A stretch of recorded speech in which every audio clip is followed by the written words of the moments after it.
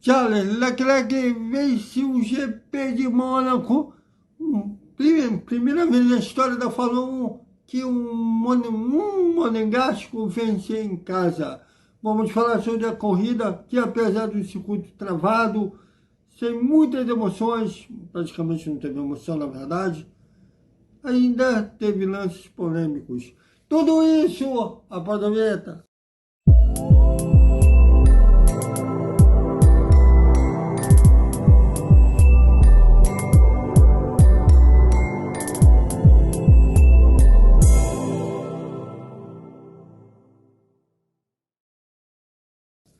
Salve, salve galera da velocidade, mande um vídeo para Vasco Velocidade. Antes de mais nada, peço que vocês curtem, compartilhem, comentem, espalhem para geral, porque aqui a galera tem moral, aqui todos têm vez. Bom, corrida travadíssima, piscinha, podemos chamar o circuito de Mônaco, e mais valeu pela emoção do Charles Leclerc, filho da casa, vencer entre os seus.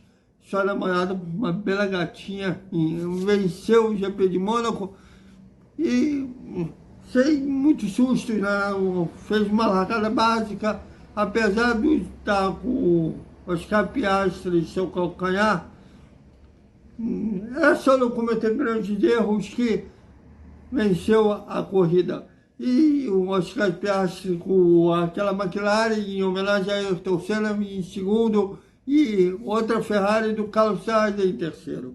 Bom, a corrida começou desde a primeira largada, o Charles Leclerc não teve grandes problemas em manter a ponta, e teve a derrapada do Carlos Sainz, e nisso, pela sorte do espanhol, é que o Kevin Magnussen, o Sérgio Pérez teve um treino no último sábado para esquecer péssimas escolhas na hora de entrar na pista, e escolha de pneus se classificou porque dois, então largou lá atrás do pelotão. E na largada, já antes de completar a primeira volta, entre a subida da Magnussen e a entrada da piscina, um espaço muito estreito, que o Sérgio Pérez se colocou à esquerda, deixando a direita toda aberta, e se sabe lá, a Deus, a Buda, a Maomé, o que seja lá a sua crença, ou falta dela, ou ser cético, né? Acreditar que tem algo maior, mas não ser religioso, seja lá como for. O Magnussen desafiou a física, tentou se fiar no espaço que o Sérgio Pérez havia preenchido, né? Até o companheiro do Magnussen, me escapuliu o nome dele, né? o Hulk, estava até crendo que ia fazer uma ultrapassagem dupla, porque como o Sérgio Pérez tinha deixado o lado direito todo aberto, o Huckenberg já tinha se virado para aquele lado, mas o Kevin foi logo no espaço estreito que o Sérgio Pérez tinha optado, e no chão onde ir, beijou o muro, bateu no Pérez, que bateu no Huckenberg.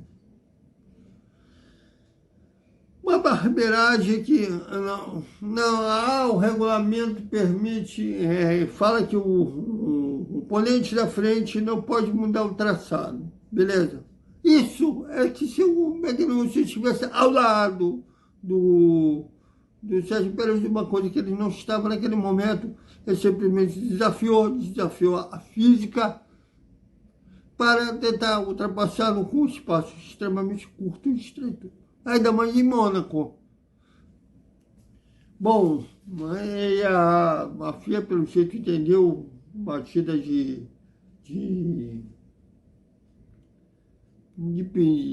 coisa normal de corrida, pelo menos até o momento que esse vídeo foi gravado, a FIA, pelo menos que eu ainda havia apurado, ainda não havia punido Kevin Magnussen. E era uma coisa para punição, não falo só porque ele está a um ponto de ficar suspenso por uma corrida, até porque muito provavelmente não será o Pietro Fittipaldi que será o substituto, que já que o GP do Canadá vai casar com uma corrida da Fórmula Indy, eu não sei qual é o acordo, embora o Pietro ainda continua como o piloto reserva da Haas, não sei como que é o acordo do empréstimo, para assim dizer, o Pietro ainda, se no contrato diz que caso a Haas solicite, a equipe o pessoal lá da Índia é obrigado a liberar o Pietro. Aliás, o Pietro abandonou logo nas primeiras voltas, está rolando ainda aí, como vocês estão vendo, a Fórmula Indy. Mas uma barbeiragem sem tamanho do Kevin Magnussen, que podia ter até dado uma coisa pior. E bandeira vermelha. E antes dessa bandeira vermelha, o Ocon sabe lá também, que ele também desafiou a física logo na entrada do túnel, com logo seu companheiro Pierre Gasly. E ainda botou, quase ficaram um em cima do outro, já que levantou o carro do Pierre Gasly, acabando praticamente a corrida da dupla. Aliás, o Ocon tem uma mania agora quase uma tradição dele de chocar com os companheiros de equipe. E o Bruno Mars, que é o chefão da Alpine, inclusive, admitiu que o Ocon foi imprudente, ele foi punido, pegou 10 segundos de punição, que eu até achei pouco. Como ele já havia abandonado, vai valer ele terá que pagar no GP do Canadá. Bom, essa foi justa, mas eu acho que o Kevin Magnussen também deveria ser punido pelo toque que ele teve com o Sérgio Pérez. E depois da bandeira vermelha, nada mais aconteceu, né? O Charles Leclerc não teve problema para vencer finalmente casa, acabou um tabu, acabou uma bruxa que ele estava tendo, inclusive no ano retrasado, quando ele fez a pole position, teve um problema de pane elétrica durante a World Cup, que ele sequer pôde largar. Então ele acabou com essa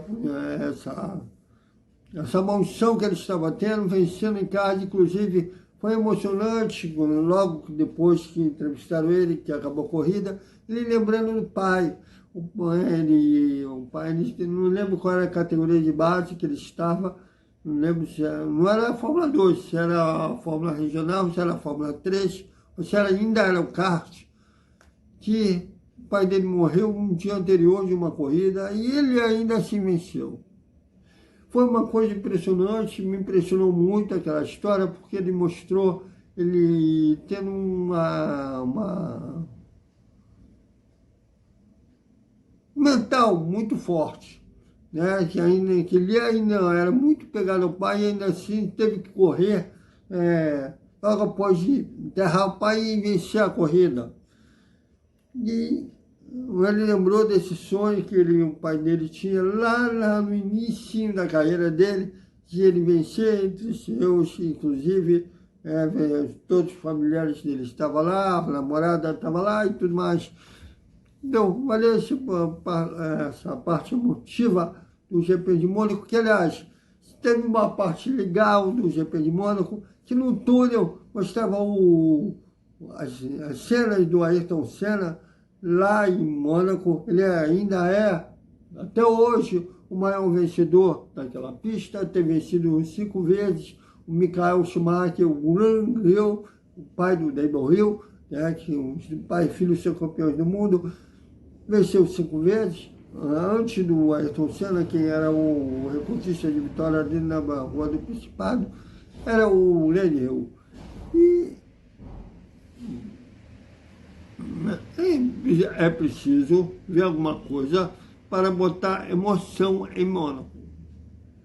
E os carros hoje são muito grandes para a Rua do Principado, que antigamente já era travado, só que na saída do túnel havia ponto de ultrapassagem ali. Geralmente havia ali os carros ultrapassando ali, se bem que ainda assim era difícil. A vitória do Ayrton Senna sobre o Nigel Mansell em 92 é um exemplo disso, que o Ayrton, apesar do Mansell ser muito mais rápido que o Ayrton, o Williams era muito superior à McLaren em 92, tanto é que o Mansell foi campeão com muita antecipação.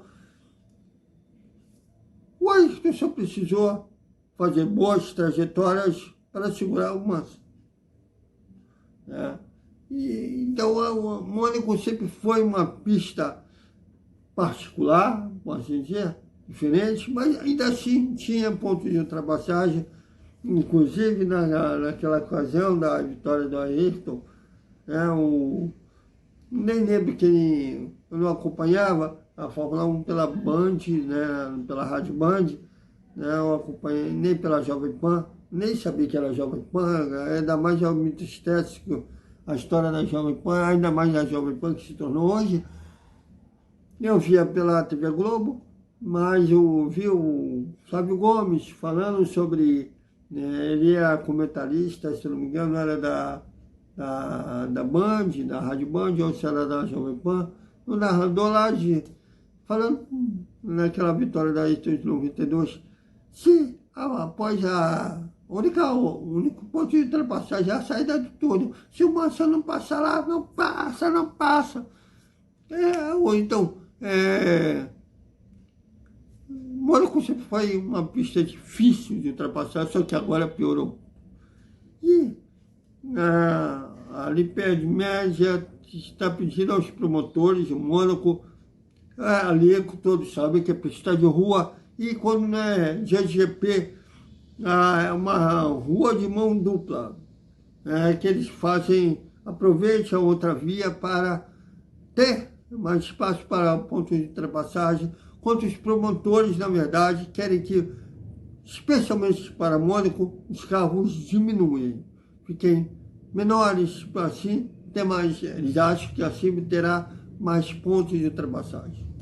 Seja como for, é preciso tem a parte histórica, tem a parte do glamour de Mônaco, que nunca, até porque a maioria dos acordos de patrocínio das equipes com as empresas acontece lá em Mônaco, então dificilmente ela vai sair um dia do calendário, mas é preciso sim que eles arranjem um jeito de Mônaco virar uma pista com pelo menos um mínimo de emoção. Mas valeu a vitória do Charles Leclerc, e no Canadá, assim que a gente imagina que vai ter uma corrida mais movimentada, até porque o Canadá tem pontos de ultrapassagem, e olha só, a diferença da Red Bull para a Ferrari só caiu para 24 pontos. É preciso a Red Bull, se ela quiser ganhar mais um título de construtores, que o Max Verstappen volte a performar, não só ele, como principalmente o Sérgio Pérez. Eles precisam que dois carros performem.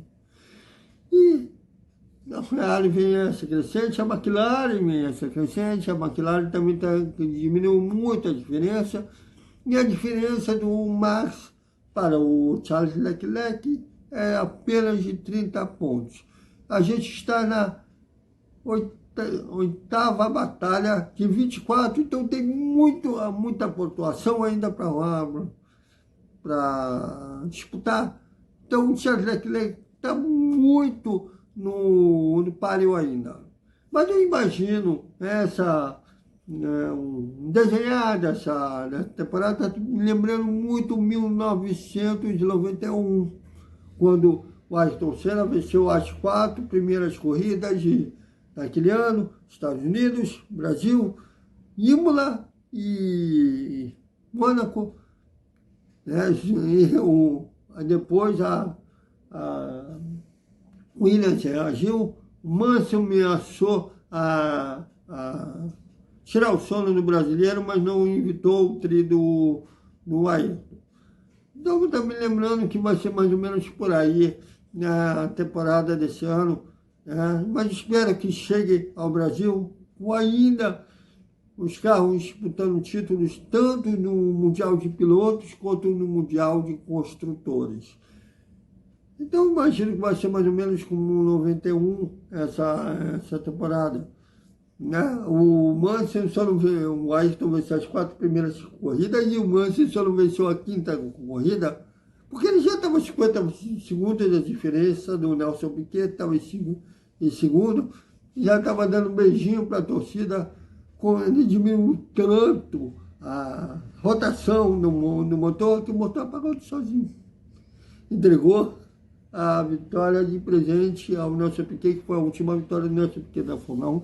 Isso eu vou falar em um vídeo, inclusive, quando for a semana do GP do Canadá, que vai ser o nosso vídeo de nostalgia. Então, é isso, galera. Até o nosso... vamos falar de Fórmula 1. E esse final de semana que vem, o outro é GP do Canadá, mas valeu ver o Charles Leclerc vencer entre os seus. Até mais.